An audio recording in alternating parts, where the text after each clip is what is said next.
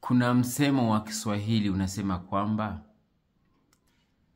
hata giza ama usiku uwe mrefu kiasi gani, lakini mwisho asubuhi huja. Tukio la msingi ambalo dunia inalisubiria kwa sasa ni tukio linalohusiana na mambo ya nyakati za mwisho. Ukitazama trendi ya matukio mbalimbali duniani, unajua kabisa kwamba hakika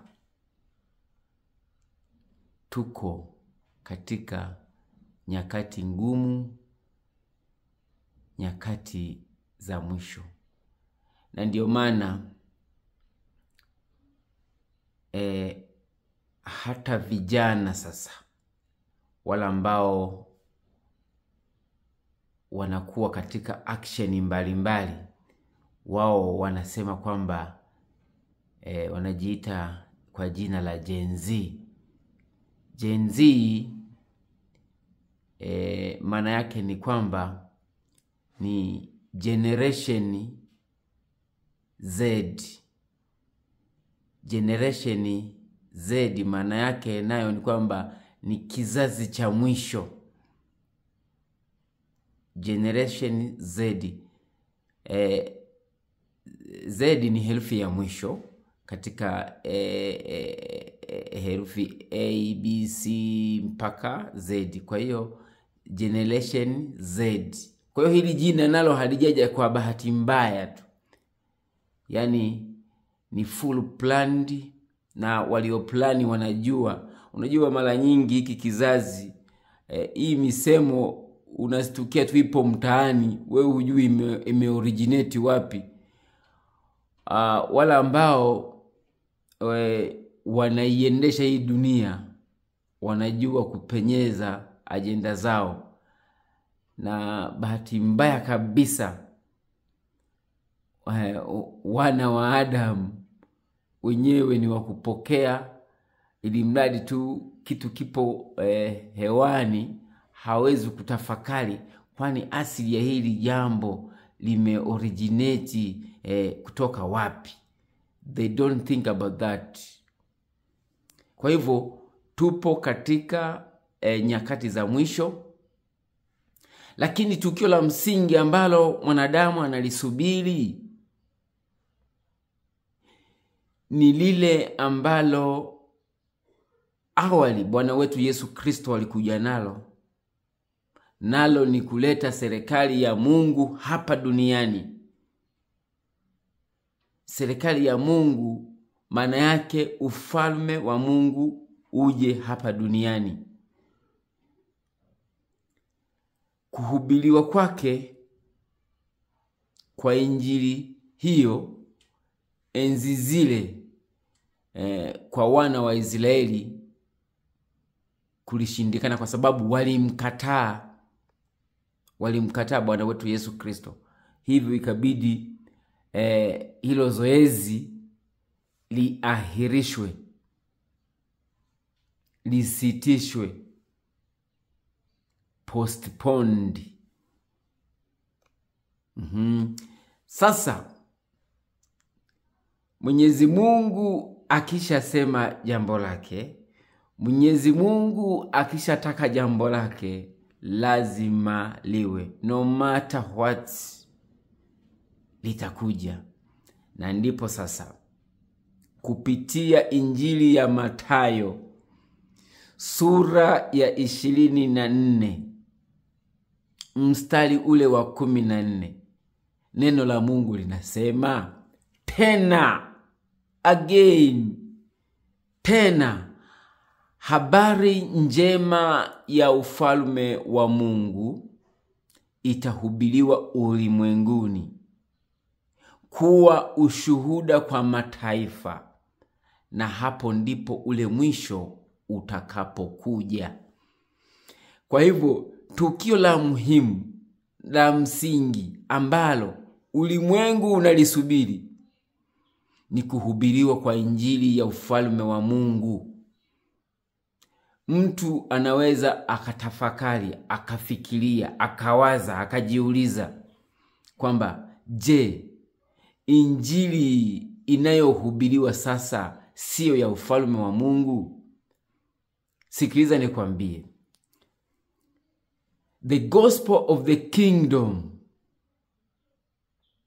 injili ya ufalme, ni injili ambayo inahubiri ni kana kwamba kuziondoa duniani hizi serikali za kibinadamu ambazo zinatawala, uje sasa rasmi utawala wa Mungu. God's kingdom. King maana yake mfalme. Dominion, dom, ufalme. Hii ndiyo injili iliyomleta Bwana wetu Yesu Kristo kuja duniani, na ndiyo hiyo injili aliyokuwa akiihubiri. Lakini alivyokuwa ametumwa kwa walio wake, walimkataa. Ikabidi, kama nilivyosema awali, zoezi liwe postponed, liahirishwe. Lakini sasa katika hizi siku za mwisho tulizomo, lazima lirudi. Injili ya ufalme wa Mungu ihubiriwe. Watu waamke kutoka mablanketi mazito waliojifunika. Injili inayohubiriwa sasa katika makanisa yetu mbalimbali, wanaita Waingereza prosperity gospel, ni injili ya mafanikio. Wanamhubiri Kristo.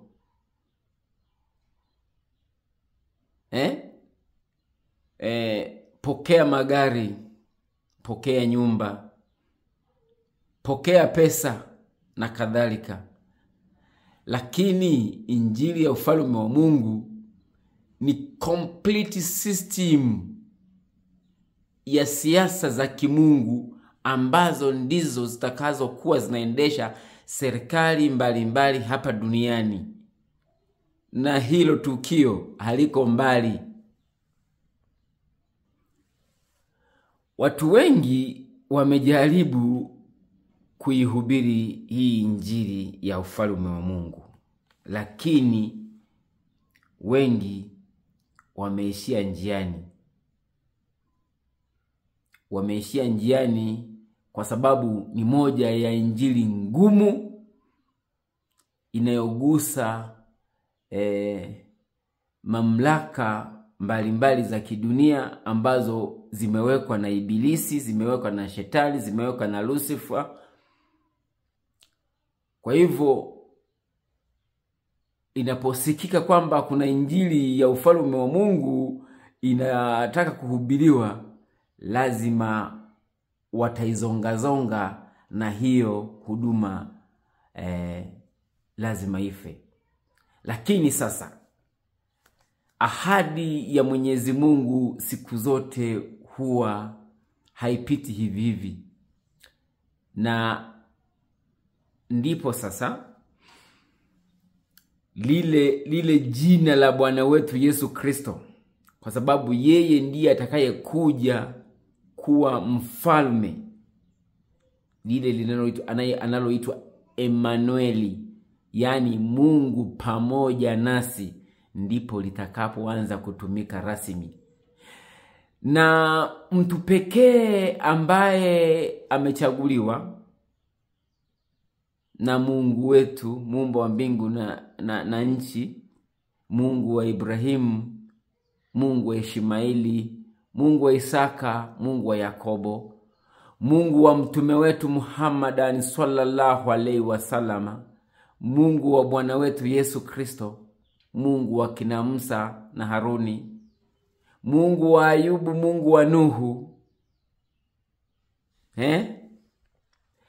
Mtu ambaye ameandaliwa kwa ajili ya kuihubiri hii injili ni mtu anayeitwa Nabii Elia. Nabii Elia alitabiliwa miaka 450 kabla ya Bwana wetu Yesu Kristo hajazaliwa, kupitia nabii wa Mungu aliyekuwepo nyakati hizo anayeitwa Malaki. Malaki akaliandika hilo neno kupitia kitabu chake cha Malaki, kitabu cha mwisho katika Agano la Kale lenye vitabu 39, tofauti na hili Agano Jipya lenye vitabu 27.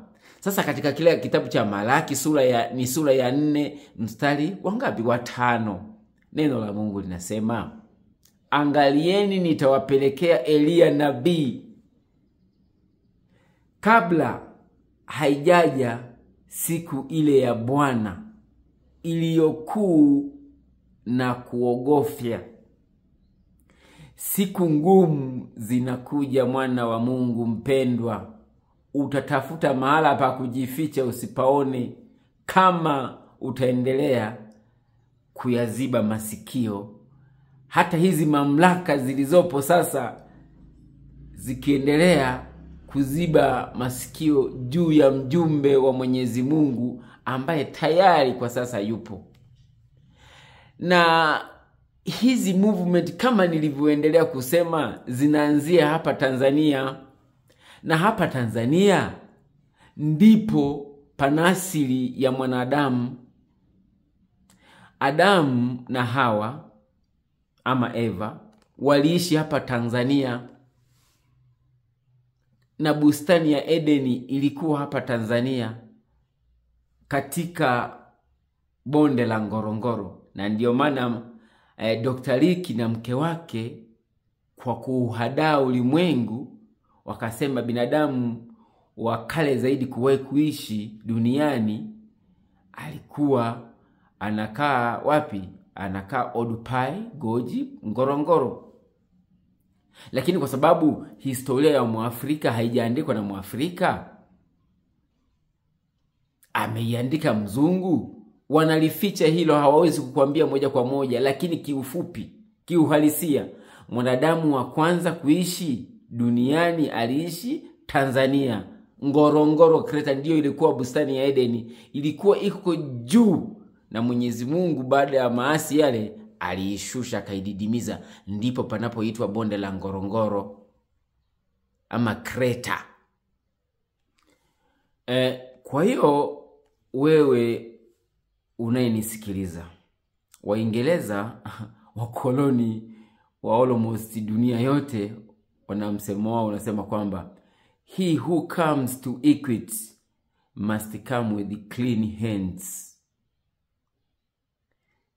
Anza kujitakasa sasa ili ujulikane utakuwa upande gani. Je, utakuwa katika upande wa uharibifu ama ule upande wa matengenezo ambao ni uzima wa milele? Ninakusihi jongea sasa, sogea sasa kwa mtumishi wa Mungu anayeitwa Nabii Elia. Huyu ndiye aliyekuwa na maelekezo yote. Ndiye ana maelekezo yote. Kama ilivyoandikwa kutoka katika kitabu cha Mathayo sura ya 17 mstari wa 11. Naye Elia yuaja kwanza, naye atatengeneza. Elia yuaja kwanza, naye atatengeneza yote. Wanasema kwamba ngoma ikivuma sana imekaribia kupasuka. Na Waswahili wakaongeza kwamba ukiona Masai anaanza kwenda disco ujue mambo yameiva. Kwa hivyo neema pekee tuliyokuwa nayo sisi wa Tanzania ni kwamba huyu mtu tuko naye hapa Tanzania. Na kama zilivyokuwa zile siku za Nuhu wakati anatengeneza ile safina, wengi walikuwa wanamdhihaki, wanacheka. Wanasema yani itokee mafuriko, gharika ya kufunika hiki chote milima yote, lakini njia za Mwenyezi Mungu kamwe hazichunguziki. Kama ulitarajia Elia atokee labda Ulaya awe mzungu, Mwenyezi Mungu ana mitihani mingi sana. Amekuletea Elia wa rangi yako, rangi ya madini, ambayo hata Bwana wetu Yesu Kristo ndo rangi hii. Hata mababu zetu ndo rangi hii tuliyokuwa nao sisi. Ukitaka kujua hilo, wewe soma kitabu cha Kumbukumbu la Torati sura ya 28. Ukianzia ule mstari wa kwanza mpaka wa 15, utakuta ni maonyo ambayo Mwenyezi Mungu alikuwa anawaonya mababu zetu, lakini hawakumsikia. Ule mstari wa 16 mpaka wa 68 ndio hayo mapigo ambayo waliendelea kuyapokea, na sisi tukaendelea kurithishwa kwa sababu walikaidi maelekezo ya Mwenyezi Mungu. Ngozi hii nyeusi, Waisraeli ndo sisi. Ukisoma kitabu cha Ufunuo sura ya 2 mstari wa 9, neno la Mungu linasema, tazama nakupa walio wa sinagogi la Shetani, wasemao ya kwamba ni Wayahudi, nao sio bali wasema uongo. Mstari huo tena maneno yale naongelewa katika sura ya 3 mstari wa 9 kitabu cha Ufunuo. Kwa hivyo wale wanaojiita Waisraeli wale sio, sisi ndio Waisraeli, lakini tulisambaratishwa kwa mujibu wa kitabu cha Mathayo sura ya 21 mstari wa 43. Tulisambaratishwa kwa sababu ya ukaidi wetu. Bwana wetu Yesu Kristo alitamka maneno haya, na ufalme wa Mungu utaondolewa kwenu, nao utapewa ama litapewa taifa lolote lingine lenye kuzaa matunda. Tangu kipindi kile ufalme wa Mungu ukaondolewa moja kwa moja kwa wana wa Israeli, wakabaki kusakua, kutafuta kama yalivyo mataifa mengine. Neema ya Mungu imetujia tena. Ameletwa mtumishi wa Mungu Nabii Elia. Yupo hapa Tanzania. Taifa, viongozi, mamlaka, serikali, watu binafsi mmoja, jongeeni kwa huyu mtu. Ndiye aliyekuwa na maelekezo yote ambayo yanapaswa kutuendesha kabla ya ujio wa nani? Wa mkombozi wa maisha yetu, Bwana wetu Yesu Kristo. Nikutakie siku njema. Assalamu alaikum wa rahmatullahi wa barakatuh. Shalom, shalom mpendo.